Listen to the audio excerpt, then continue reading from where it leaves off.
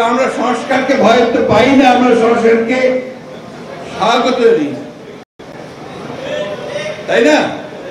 এখন ধন্যবাদ যে অন্তত 12টা জায়গায় একমত হতে পেরেছি আমরা। সমস্যাটা ওই জায়গায় হয় যখন দেখি যে নতুন নতুন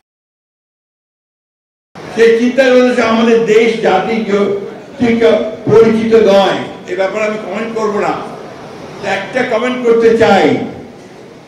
এই যে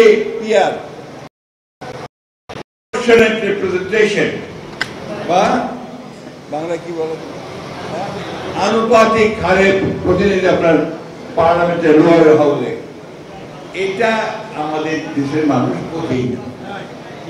বোঝেই না। তারা বলে পিআর কি জিনিস ভাই? যারা এখনো ইভিএম এ ভোট দিতে পারে না, বোঝে না ঠিক মতো, যার ফলে ইভিএম এ ভোট দেয় না, তার পিআর বুঝবে কি করে? এই চিন্তা ভাবনা থেকে দূরে সরে যেতে হবে। এবং দুঃখজনক ভাবে আমাদের দেশের কয়েকটা রাজনৈতিক দল এটাকে প্রমোট না বন করে বসে আছে, এটা না হলে নির্বাচনে যাব না। কি বলবো বলেন?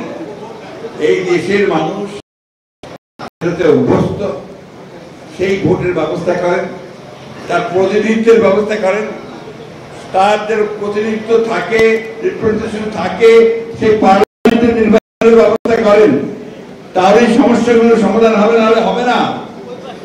বাইরে থেকে এসে বসে বা কাউকে আপনার নতুন নতুন চিন্তা ভাবনা দিয়ে কিন্তু দেশের সমস্যার সমাধান করা যায়।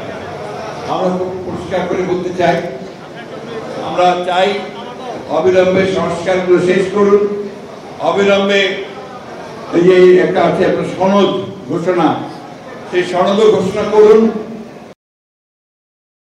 যে তারিখটা করেছেন আমাদের ভারপ্রাপ্ত চেয়ারম্যান জনাব তারেক আমাদের সঙ্গে লন্ডনের বৈঠকে বসে যেটা জাতীয় অনুপ্রাণিত হয়েছে, আশান্বিত হয়েছে, সেই সময়টাতে নির্বাচন দিন, মানুষ তার অধিকারটা ফিরিয়ে দিন, ভোটের অধিকার ফিরিয়ে